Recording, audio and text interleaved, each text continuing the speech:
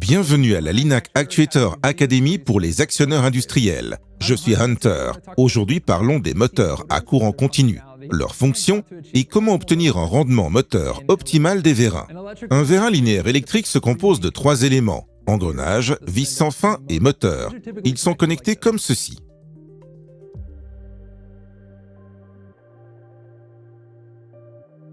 Le moteur convertit rotativement l'énergie électrique en mécanique. Regardons un peu des moteurs. À l'intérieur du stator ou du carter, il y a des aimants permanents qui créent un champ magnétique constant dans le moteur. Un axe passe à travers le moteur CC et autour de l'axe se trouve un induit, une bobine électromagnétique connectée au courant continu par anneau collecteur. Tous ces composants tournent à l'intérieur du moteur. 2 balais à l'intérieur du moteur passent le courant à la bobine électromécanique intérieure du moteur. Les roulements à billes externes du moteur assurent peu de frottement entre l'axe et les éléments extérieurs du moteur. Le moteur à courant continu est basé sur l'induction. L'induction est le champ électromagnétique induit quand un courant traverse une bobine. Quand la bobine tourne au champ magnétique opposé, les balais font contact avec les anneaux collecteurs qui créent la polarité opposée.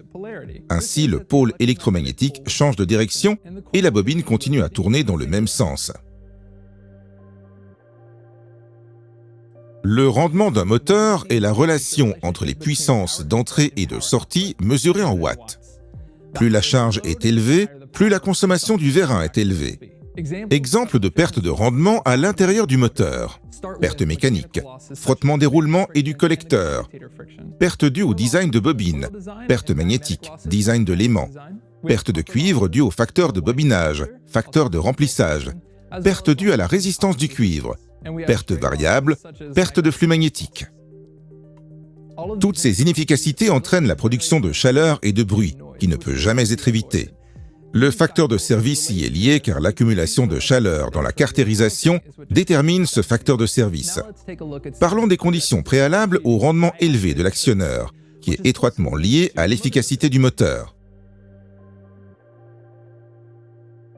La première exigence est d'avoir des performances moteurs stables, d'une alimentation stable, fournissant la tension nominale au moteur.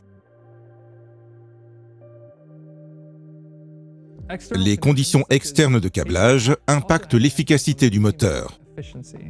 Ce câble court-ci, par exemple, offrira beaucoup moins de résistance que ce câble extra long. Une bonne règle de base pour cela est plus le câble est court et épais, moins il est résistant au passage du courant vers le moteur.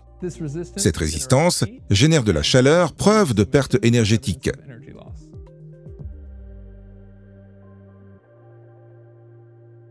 Une autre condition pour avoir le plus haut rendement est le choix d'une tension adéquate. Appliquer une surtension ou sous-tension peut surcharger le moteur. Par exemple, en surtension, le moteur tourne plus vite, offre plus de rendement, mais aussi plus de dissipation d'énergie et une température plus élevée. Sans réduction du facteur de service ou évacuation de la chaleur du cuivre, le moteur peut être endommagé. En cas de sous-tension appliquée, c'est l'inverse qui se produit. Dissipation d'énergie et performance moteur réduite. Avec un risque de décrochage, le moteur s'arrête de tourner. La consommation de courant croît, surchauffant et abîmant le moteur. Ces facteurs influencent également le rendement du moteur. Roulement réduisant le frottement rotatif entre l'axe et le carter, la capacité de charge des aimants, l'espace d'air entre le rotor et l'aimant. Petit espace égale meilleur rendement. La douceur des balais et des collecteurs du moteur. La résistance de la bobine en cuivre dans le moteur et le câblage externe. Enfin, les températures ambiantes influent sur le rendement du moteur. Comme le frottement des pièces mécaniques internes est plus grand à basse température, car la graisse a une viscosité plus élevée. Mais lorsque le moteur refroidit, la chaleur dans le moteur est réduite et il devient plus efficace. Fin du cours sur le fonctionnement des moteurs. L'obtention d'un rendement optimal du vérin est liée au moteur CC de l'actionneur. En cas de questions sur les moteurs CC pour vérin hydraulique, contactez Linac France. Merci beaucoup d'avoir regardé.